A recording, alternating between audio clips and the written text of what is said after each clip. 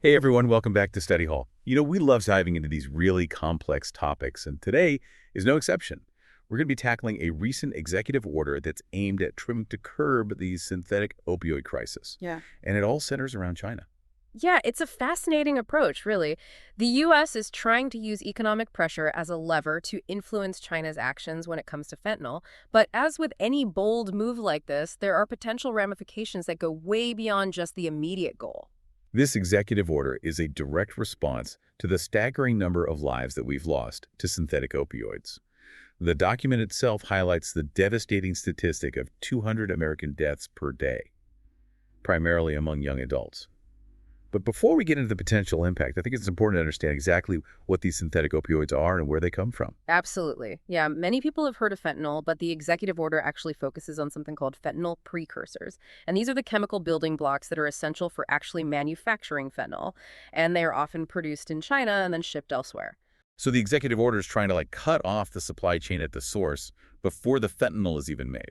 Precisely. The document actually alleges that the Chinese Communist Party is not only aware of this production, but that they actively subsidize and incentivize the export of these fentanyl precursors. It even suggests that China is providing a safe haven for transnational criminal organizations that are involved in trafficking these substances. Wow, that's a pretty serious accusation.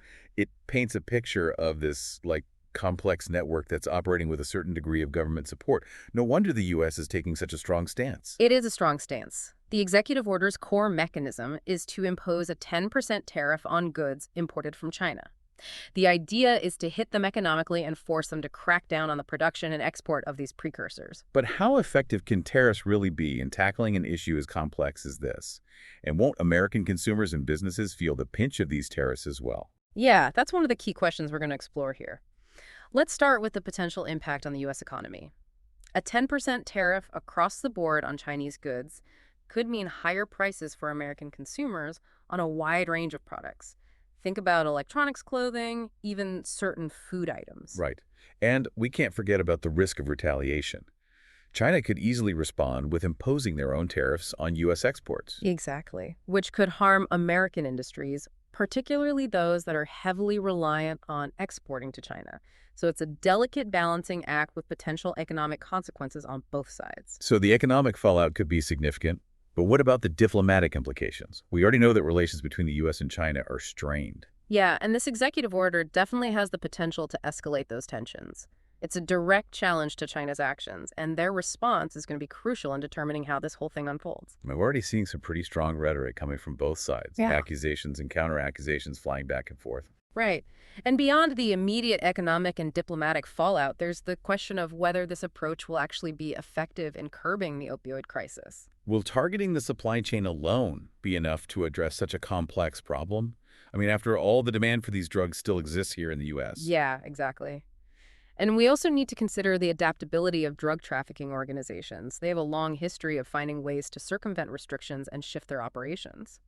So it's possible that even if this executive order disrupts the current flow of fentanyl precursors from China, new sources will emerge or production will just shift to different countries. It's a very real possibility. It's like a classic game of whack-a-mole, Yeah. And it underscores the need to look beyond just the supply side of this equation. We need to address the demand for these drugs and provide more comprehensive treatment options for those who are struggling with addiction. It sounds like this executive order is just one piece of a much larger and much more complicated puzzle. It absolutely is. To really understand its potential impact, we need to kind of delve deeper into the specifics of the document itself. Okay, let's do that. The executive order expands on a previously declared national emergency, now specifically targeting China's alleged inaction against the opioid supply chain. What exactly does that mean? Well, declaring a national emergency basically grants the president a very broad range of powers to act swiftly and decisively. It allows them to bypass certain legal hurdles and allocate resources more easily. So in this case, the expanded national emergency declaration provides the legal justification for imposing these tariffs and taking other actions against China. So it's not just about the tariffs themselves, it's about the legal framework that allows this type of intervention. Exactly. The executive order then goes on to lay out some very specific targets, including Chinese chemical precursor suppliers, individuals and organizations that are involved in money laundering, and those transnational criminal organizations we talked about before. It seems like the U.S. is really trying to target that whole network involved in the production and trafficking of these fentanyl precursors. Yeah. And it includes provisions for increasing or expanding tariffs if China retaliates. It's a clear signal that they are prepared to escalate the situation if they need to. And there's also a requirement for regular consultations and reports to Congress on the situation and the effectiveness of these measures. Yeah, which is crucial because this is a very fluid situation. Ongoing assessment and potential adjustments will be necessary to respond to developments as they unfold. We've covered a lot of ground here about this executive order and the broader implications for the opioid crisis and also U.S.-China relations. But before we go any further, I think it's important to take a step back and remember the human cost of this epidemic. Absolutely. I think it's easy to get lost in the weeds of policy, but we can't forget that behind these statistics are real people, real families whose lives have been absolutely shattered by opioid addiction. The research that you sent over included a particularly heartbreaking story about a young woman named Sarah who lost her brother to a fentanyl overdose. And he was only 23 years old, had his whole life ahead of him. It really just brought home the devastating reality of this crisis for me. Yeah, stories like Sarah's are tragically common, unfortunately. The opioid crisis has ripped through communities all across the country, leaving behind just this trail of grief and devastation. And it disproportionately affects young adults. The age group that's hit the hardest by fentanyl is 18 to 45. That's the prime of their lives.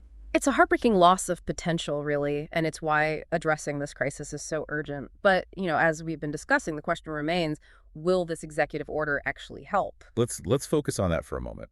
On the one hand, if this action is successful in disrupting the flow of fentanyl precursors from China, it could theoretically reduce the availability of synthetic opioids here in the U.S. And that's the goal, right? To save lives by cutting off the supply at the source. That is the intended outcome. But there are some potential pitfalls that we have to consider. For one thing, restricting the supply of fentanyl could actually inadvertently lead to the emergence of even more potent and dangerous substances. Oh, wow. So it's like squeezing one end of a balloon and the pressure just shifts to another area. Exactly. Drug trafficking organizations are notoriously adaptable and they're profit-driven.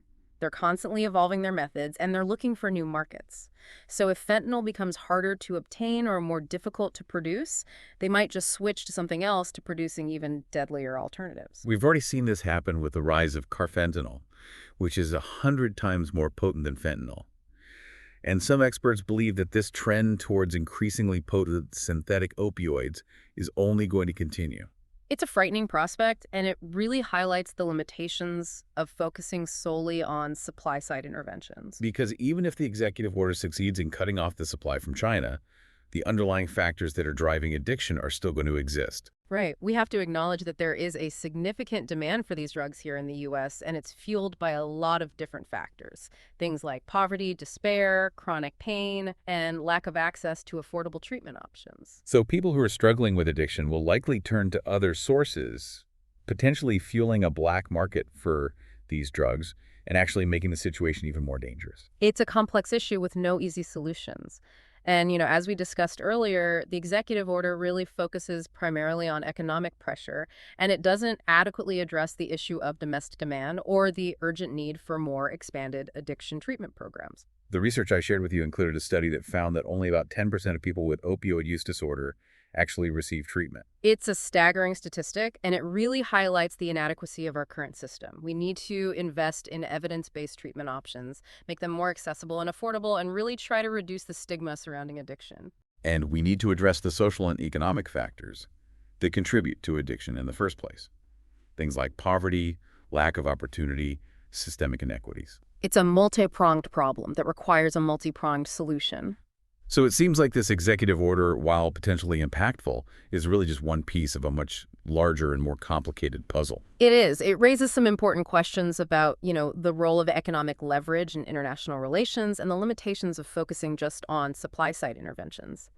It also highlights the need for international cooperation and a recognition that the opioid crisis is a global issue that demands a coordinated global response. And it underscores the importance of understanding the human cost of this crisis and the need for compassionate, evidence-based solutions that address both the supply and the demand sides of the equation.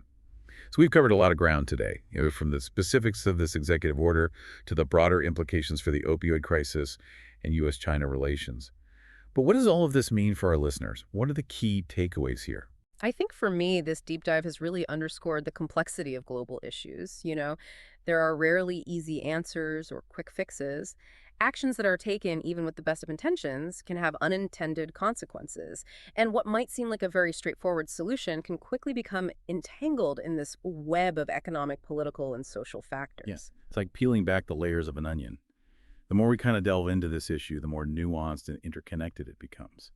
And I think that's why critical thinking is so important. We can't just accept information at face value. Yeah. We need to question assumptions, consider multiple perspectives, and be willing to grapple with those gray areas. Absolutely. And I think, this executive order is like a perfect case study in that we've seen that it has the potential to disrupt the flow of fentanyl precursors from China, which, could be a positive step in terms of curbing the supply of these deadly drugs.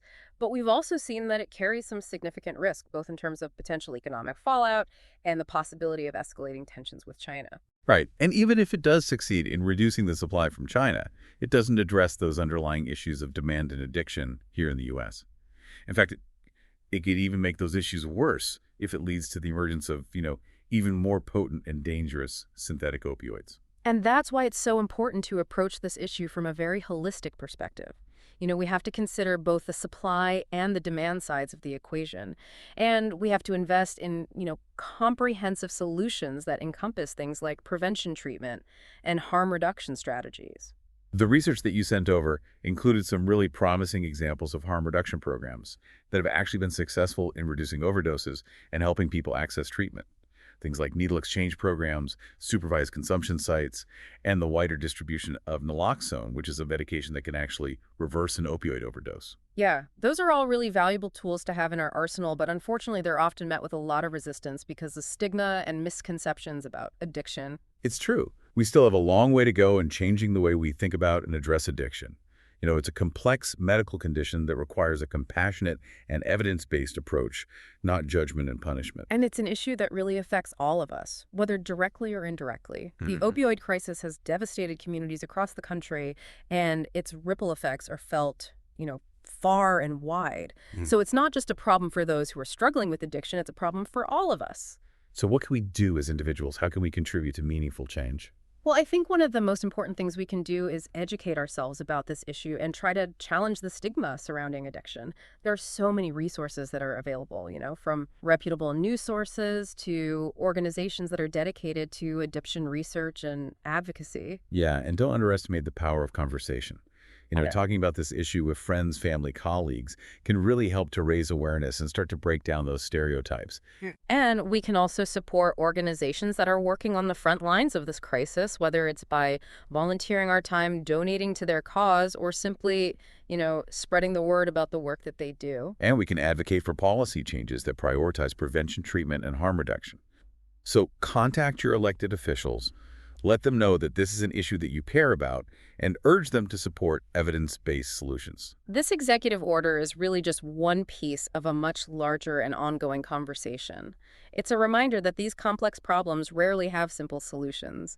And I think it's a call to action for all of us to really engage in these informed, compassionate, and sustained efforts to address this opioid crisis. Well, thank you so much for joining us for this deep dive. Yeah. We hope it sparked your curiosity, encouraged you to think critically, and maybe inspired you to take some action. Remember, staying informed is the first step towards making a difference.